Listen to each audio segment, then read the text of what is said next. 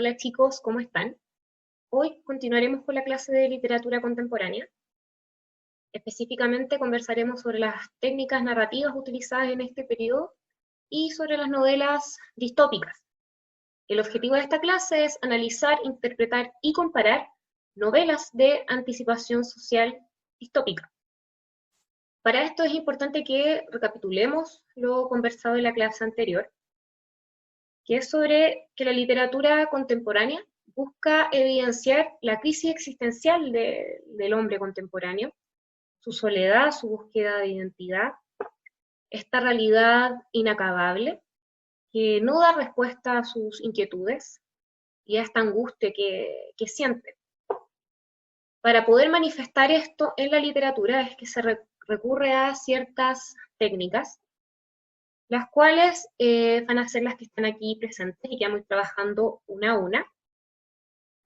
La primera de ellas es el monólogo interior, que es esta verbalización de los pensamientos del personaje. Estos pensamientos pueden ir presentándose de una manera totalmente abrupta, uno tras otro, puede ser una seguidilla de situaciones.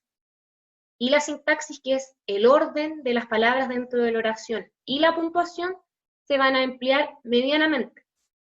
En el ejemplo que está acá, el personaje nos va dando a conocer lo que va pensando en el momento.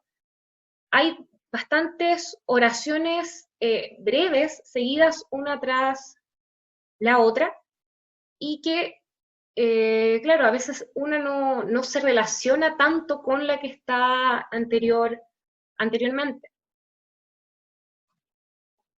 La siguiente técnica es la corriente de la conciencia. En este caso, los pensamientos y las sensaciones del personaje van a fluir sin un orden establecido.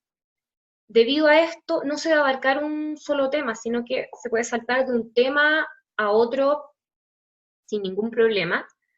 Y debido a esto, la narración va a tender a ser bastante ilógica en ciertos momentos. Se va a tender también a omitir los signos de puntuación, eso va a ser bastante frecuente en la corriente de la conciencia, ya que se busca que el pensamiento esté ahí tal, que esté verbalizado tal como está en la mente.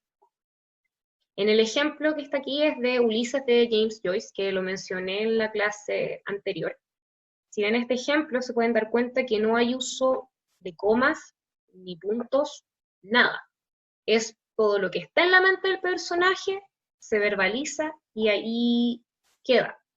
Obviamente, al ir leyendo esta corriente de la conciencia, uno se da cuenta, ¿cierto?, de que se muestra una confusión interna del ser humano, y eso es lo que se manifiesta en el escrito. A continuación tenemos el soliloquio, que es un tipo de monólogo en el que el personaje está dialogando consigo mismo en modo de autoanálisis o una confesión. La sintaxis y la puntuación se van a respetar en el soliloquio, puesto que importa que la secuencia se entienda, importa que el argumento, que la idea que está presente sea comprendido. El ejemplo es de Hijo de Ladrón de Manuel Rojas. Bueno, en este libro se nos presenta a un hijo de un ladrón y todas las problemáticas que va a ir teniendo a lo largo de su vida. En este ejemplo, ustedes pueden ver que se respetan bastante los signos de puntuación, que es bastante también sencillo de entender el fragmento que está ahí. Él hace un análisis, digamos, del sufrimiento y lo relaciona con una herida, que es una herida que está ahí presente y que a veces tiende a doler, y ahí la herida hace recordar que el dolor está presente. Bueno, cabe señalar que se tiende a confundir un poco lo que es el soliloquio con el monólogo, pero si se pueden dar cuenta en los ejemplos, la diferencia radica principalmente en cómo se presentan los pensamientos de los personajes. En el soliloquio el argumento es entendido a cabalidad, se intenta mostrar de una manera más lógica, a diferencia del monólogo, ¿ya?, donde va a haber una verbalización más presente. ¿ya? Que el personaje va a ir dando sus ideas una tras otra. La siguiente técnica es la pluralidad de voces o polifonía, que habíamos conversado en la clase anterior también, que se refiere a incluir distintas voces en el relato y que cada una de ellas es independiente de la otra. Esto se relacionaba con la realidad inacabable y inabarcable también, que nos decía que hay muchas formas, ¿cierto?, de poder comprender la realidad, que no hay un solo camino. Por lo tanto, en estas novelas se nos van a incluir distintas voces a distintos personajes que nos van a dar también su visión de la realidad, para que podamos ir completando también la historia. Uno de los ejemplos eh, principales, digamos, de esto es Pedro Páramo de Juan Rulfo. En esta historia se nos cuenta que el protagonista llega a un pueblo que se llama Comala en busca de su padre, que es Pedro Páramo. Al llegar allá se da cuenta que su padre está muerto y bueno, también se va enterando de otras realidades que están presentes en ese pueblo y también comienza a haber un juego, bastantes saltos temporales para poder ir completando esta historia y también conocer la historia de su padre. Otra característica que tenemos es la enumeración caótica, que es una enumeración donde se van a ir vinculando distintos elementos que al parecer no tienen mucha relación entre sí y que van a intentar mostrar también esta realidad que tiene múltiples aristas, múltiples perspectivas. Por lo tanto, también aquí se va a tender a suprimir lo que es la puntuación o los mismos nexos entre las oraciones. Aquí hay un ejemplo de Pablo Neruda, donde también es una enumeración que se nos va dando de distintos elementos que nos da el autor. Cabe ir señalando que, bueno, todas estas técnicas que podemos ir viendo es para manifestar, ¿cierto?, esta realidad que no tiene solamente una respuesta, que tiene muchas perspectivas. Y bueno, la otra técnica es el montaje, que el montaje es una técnica que se utiliza principalmente en el campo audiovisual para poder ir ordenando las distintas imágenes y secuencias de acuerdo al sentido narrativo que se quiera dar en la historia. ¿Ya? Es por eso que en las películas, por ejemplo, tenemos escenas en una está un personaje conversando con alguien y después la siguiente escena es otros personajes en otro lugar o puede ser en otro tiempo, por lo tanto, hay saltos temporales y espaciales muy frecuentes y que se dan así de manera imprevista.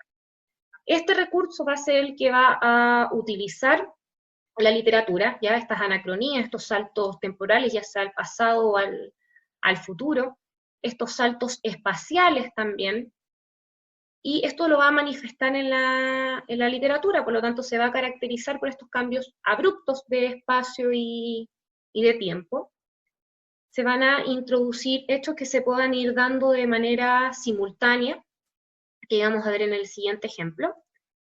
Y también, bueno, están estos cambios también bastante rápidos de acciones y de lugares también. Primero se nos puede estar hablando, presentando la interioridad del personaje y rápidamente después nos vamos al exterior.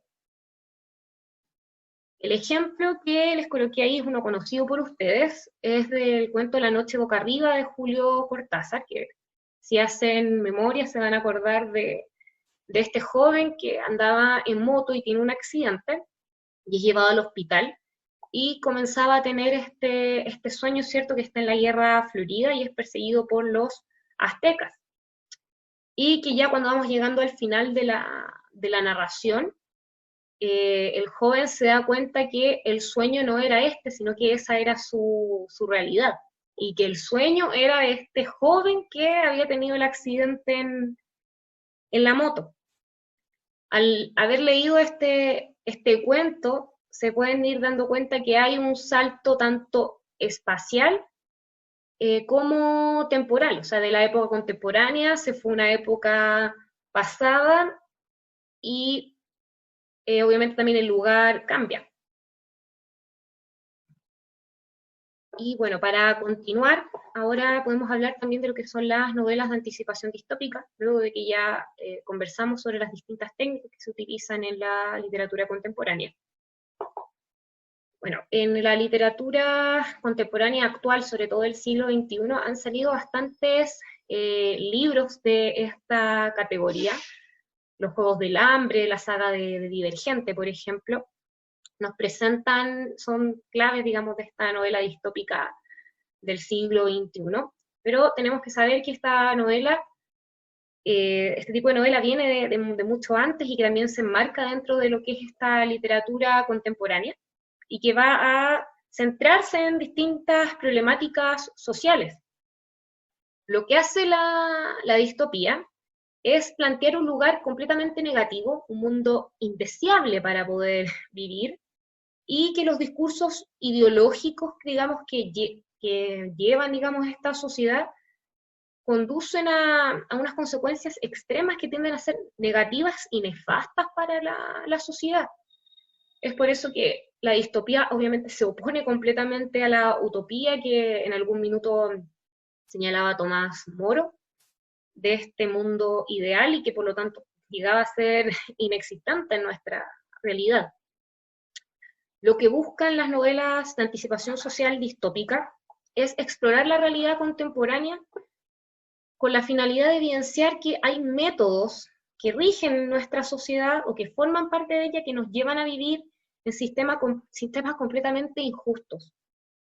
Si se dan cuenta, eso lo podemos ver en las novelas que mencioné recién, que también son conocidas por ustedes. Entonces, en esta sociedad hipotética, futura, que se nos muestra que hay una crítica total a lo que es la deshumanización, a la pérdida de valores, hay una crítica al individualismo, ya puesto que se tiende a olvidar lo que es vivir en sociedad, una crítica al capitalismo, a los gobiernos totalitarios que se olvidan del individuo, y también este control absoluto de la tecnología. Eso es lo que nos va a plantear este tipo de novelas. Por lo tanto, aquí se nos va a presentar el miedo, la represión, el dolor, la presión psicológica y el adoctrinamiento van a ser parte de este tipo de novelas y va a ser la manera en que van a intentar sumir a los individuos dentro de estos libros. Y obviamente va a haber un protagonista que va a querer rebelarse contra este sistema establecido y a este destino que supuestamente tiene ahí presente, y esto va a traer consecuencias positivas o negativas dependiendo del caso para él y para su entorno. Uno de los primeros registros de las novelas distópicas es la obra, el libro Nosotros, del autor ruso Samiatin. En esta obra se nos muestra una sociedad sumida en la represión, no hay existencia de privacidad, al individuo se le despoja de toda humanidad, por lo mismo ya no hay un yo, no hay un individuo, son números, ya por eso son nosotros, se pierde esa individualidad, se pierde esa identidad. Eso es lo que nos va a mostrar, digamos, esta obra, y que también va a ser el puntapié inicial de otras más. Bueno, estas obras, como pueden ver, ahí tenemos las clásicas, que son Un mundo feliz. En esta novela se nos muestra un mundo, sí, aparentemente feliz, pero que tuvo una eliminación de muchos aspectos de la vida del ser humano. Todo se resuelve por medio de la ciencia. Claramente el individuo está dominado en un sistema que aparenta ser feliz, pero el tema está a costa de qué. ¿Qué es lo que ha dejado qué es lo que ha dejado el hombre? Ha dejado de lado su humanidad. A continuación ahí tenemos 1984, que es un libro que ya trabajamos nosotros en años anteriores, ¿cierto? Que se nos muestra este gran hermano que domina la sociedad, que hay una vigilancia absoluta, que todo lo que piensa o hace el individuo se sabe, hay una manipulación total, Y ahí teníamos a nuestro protagonista Winston, ¿cierto? Que se enfrentaba, que intentaba enfrentarse a este sistema y no le fue bien. Después tenemos a Fahrenheit 451. Esta novela nos muestra una censura total del conocimiento. Aquí se nos muestra cómo la literatura está prohibida y los libros siempre son quemados. Y es ahí el nombre, al principio del libro, antes de que comience la narración, se nos dice que esa es la temperatura en que el papel del libro arde. ¿Ya? De eso, al fin y al cabo, nos va a hablar este libro, de cómo se censura el conocimiento, cómo se priva al individuo del saber. Y por último, otro de los clásicos es Sueñan los androides con ovejas eléctricas. Aquí es un mundo que está sumido en lo que es la radioactividad, que es un mundo que está bastante mal, y hay una aparición de distintos androides que, bueno, se van a encontrar con el protagonista, que al fin y al cabo ves que estos androides son muy parecidos a los humanos, y ahí empieza también un cuestionamiento por parte de él sobre ese tema. Si se dan cuenta, en estas obras se manifiesta problemáticas que han estado presentes en la literatura, o sea, en la época contemporánea y que siguen estando hasta el día de hoy, ¿cierto? Los cuestionamientos que ahí se presentan siguen estando en nuestra sociedad también. Por lo mismo existen también estas distopías del siglo XXI que les coloqué ahí, de bueno, los juegos del hambre, que también los conocemos aparte de los libros por sus películas, ¿cierto? Donde ahí se nos mostraban como los distritos, ¿cierto? Que tienen que ir a esta batalla para que haya un distrito ganador, y cómo está también esta élite que no participa de estas luchas mortales a costa, y bueno, y ve el sufrimiento del resto a modo de diversión, ¿cierto? Y ahí claramente hay una crítica social fuerte a nuestra época. También la saga de Divergente, que ahí se nos muestra cómo la sociedad se organiza según facciones, según características, se van agrupando y se tiende a pensar que así se va a vivir establemente, hasta que obviamente ahí también tenemos a la protagonista, ¿cierto? Que se da cuenta que ahí hay algo que está fallando, ¿cierto? Y por último ahí les puse el corredor del laberinto, donde están estos jóvenes encerrados, ¿cierto? Que están buscando una salida del laberinto, y al que al fin y al cabo se dan cuenta que son parte de un experimento. Bueno, si nos damos cuenta, chicos, la literatura contemporánea es un reflejo de la época, ya muestra estas problemáticas individuales y sociales. Así que por eso es bastante importante trabajarlas. Y bueno, para ir cerrando, chicos, recordar que la literatura siempre es el reflejo de la época, ya como lo hemos visto desde la antigüedad clásica hasta ahora la literatura contemporánea. La literatura siempre va a reflejar cómo el individuo concibe su realidad, y ahí eso se va a manifestar por medio de la literatura. Así que eso, chicos, que estén muy bien y nos vemos. Chao.